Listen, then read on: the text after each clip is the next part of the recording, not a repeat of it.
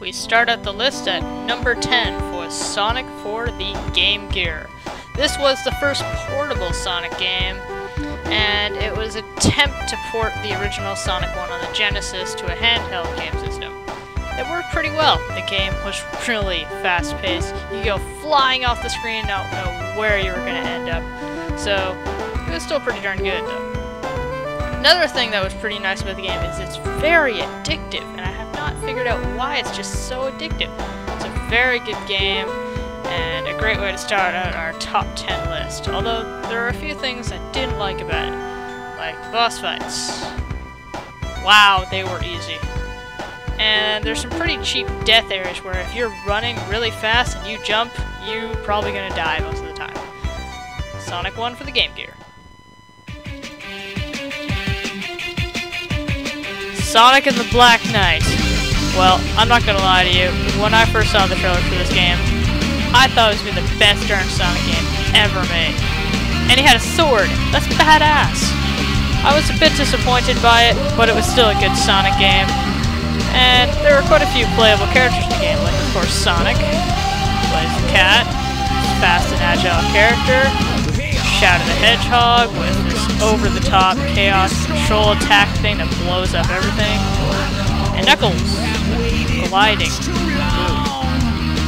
The game is a lot better than Sonic and the Secret Rings. It was faster and so much better. As well as legacy stages were put in, but they're way too short. They're pretty good though.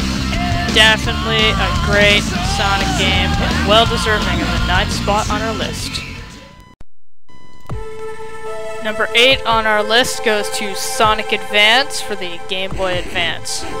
A very good game overall, lots of good level design, you know, it's a good Sonic game.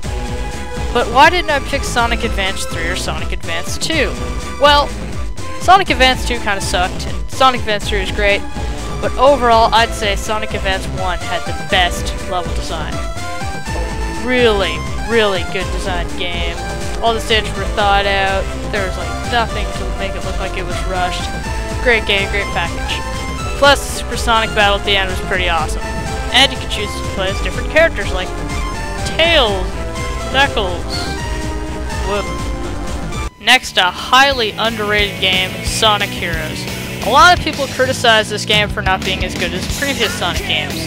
The thing was, it had expectations to be better than Sonic Adventure 1 and Sonic Adventure 2. Some of the best Sonic games out there, so that's why people have said it basically sucked, and that's why it got better reviews. It's still a good game, don't get me wrong. Very, very good game. And you can play as different characters like, you know, Shadow Team, and you can play as Team Chaotic with SBO, which is pretty sweet. Then you have Team Rose.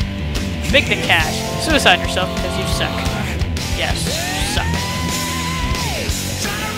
But yeah, level design was good. It was a nice 3D Sonic game. It actually had speed. And this is where I think Sega started going downhill, is after they made this.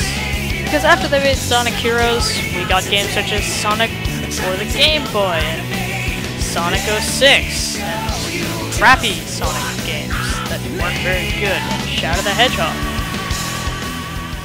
You knew this was eventually going to be put on the list. The first Sonic game, Sonic the Hedgehog for the Genesis. Why was this game so good back then?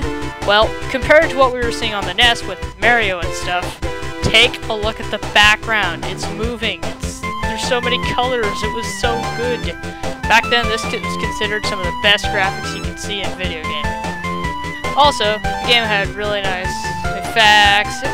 It was just a lot better. And Sonic was fast. There was speed. People back then liked speed.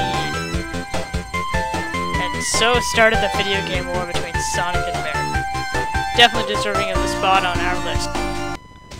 Sonic Adventure 1. Yes, Sonic Adventure, the first 3D Sonic game. Holy crap, when gamers turned on their televisions and saw this. Wow. Anyway, the graphics were good, the gameplay was awesome, it was fast. There were lots of playable characters, but let's face it, who'd you want to play as? Sonic? Maybe? Duh. Like I said, it was fast, even in 3D, something that, well, Sega can't seem to nail anymore. And then the the cat stages, the worst of Sonic Adventure. Okay, I gotta catch this frog here. Wait for the frog to come. Oh, it's coming. You go. Aw, you suck, stupid frog. You could never seem to do good in that mission. Never, ever. And the supersonic battle at the end was awesome. Sonic Adventure 2 Battle. Damn, did Sega make a darn good Sonic game. Anyway, Sonic Adventure 2 is widely speculated as the best 3D Sonic game ever made. I disagree. I think it's the second best 3D Sonic game ever made.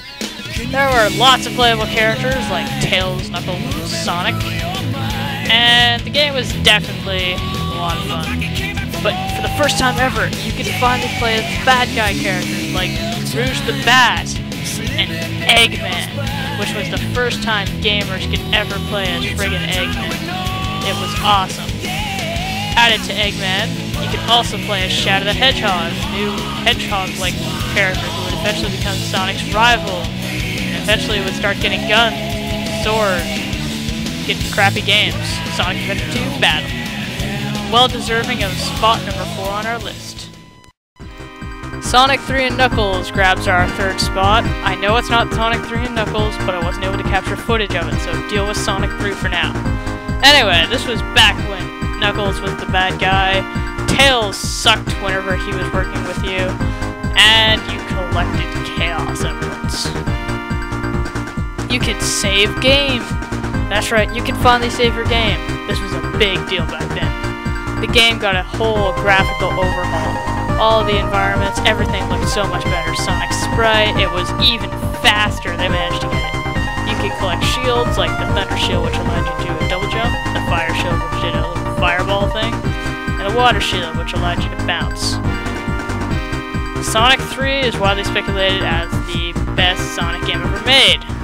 I disagree. After Sonic for the 360, I thought we'd never get a good 360 Sonic game. I was so wrong. Holy crap, Sonic Unleashed, the fastest Sonic game ever made. One of the fastest games ever made. The hub worlds were pretty cool, the graphics were awesome, and there was a werehog, but we don't care about it. He can die. Let's get back to that speed.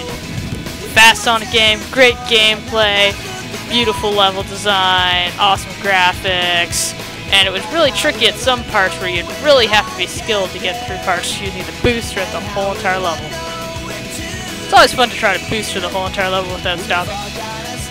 The game was fast, except for Chip. Chip sucked. Stupid Chip. Good thing he got killed off at the end of the game. Oops, spoilers. Hopefully you guys finished the game. Sonic Unleashed, second spot on our list. This is what a Sonic game should be. Sonic CD for the Sega CD is widely speculated as the best Sonic game ever made. It's on just about everybody's top 10 list at number 1, and it's on mine too. It had advanced visuals, animated cutscenes, 2D to 3D graphics. It was fast, it was fun, the gameplay was great. It had great level design, it had some really kind of cool special stages. It had a nice metal Sonic battle that was really challenging whenever you first try it. And again, the level design, best in the series. The animated cutscenes, well, they were pretty good for their time. The music was some of the best from the 2D series. It was just all around the Sonic game you have to have. If you don't have this game, go out and get an emulator on your computer. Okay? Buy this game. And that ends our list. That's it for this top 10 list. Thank you for watching. Subscribe, rate, and comment. And my next video is probably going to be a video review. See you, everybody.